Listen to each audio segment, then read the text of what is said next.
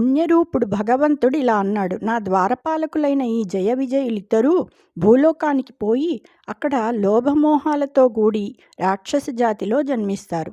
దేవతలకు ఆపదలు కలిగిస్తారు. లోకకంటకులుగా తయారై జీవిస్తూ నాయందు మనస్సులో శత్రు సంబంధాన్ని శత్రుత్వాన్ని కల్పించుకుంటారు. యుద్ధరంగంలో మహోత్సాహంతో సాహసంతో నన్ను ఎదిరించి యుద్ధం చేస్తారు.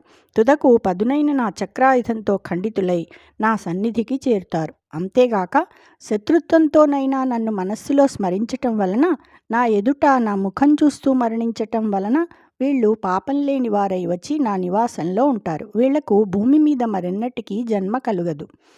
మీరు శపించిన విధంగానే నా మనసులో కూడా స్ఫురించింది. కాబట్టి ఇంక మీరు విచారించకండి అని శ్రీహరి అనగా, ఆ బ్రహ్మకుమారులు సనకాదులు శ్రీహరి ఉద్దేశం తెలుసుకున్నారు. సముద్రంలో పవళించేవాడు, ఆర్తులైన వారిని పోషించటమే అలంకారంగా గలవాడు, పాపాలు ఎండగట్టే శ్రీహరిని మనస్సులో తేరుకుని సనకాదులు స్తుతించారు.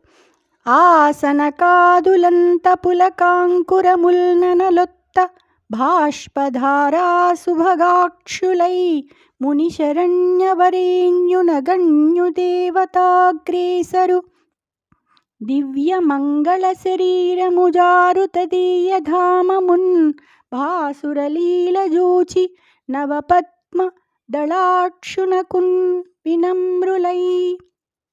ఆ తర్వాత ఆ సనకాదులు శరీరాలు పులకించగా, కన్నుల నుంచి ఆనంద బాష్పధారలు స్రవించగా, మునులకు శరణైన వారిలో శ్రేష్ఠుడు, ఇంతవాడని లెక్కింపరానివాడు, దేవతలలో శ్రేష్ఠుడు అయిన శ్రీహరి దివ్యమంగళ శరీరాన్ని, మనోహరమైన ఆయన నివాసం వైకుంఠాన్ని దర్శించి వినయంతో నమస్కరించారు. జై శ్రీకృష్ణ.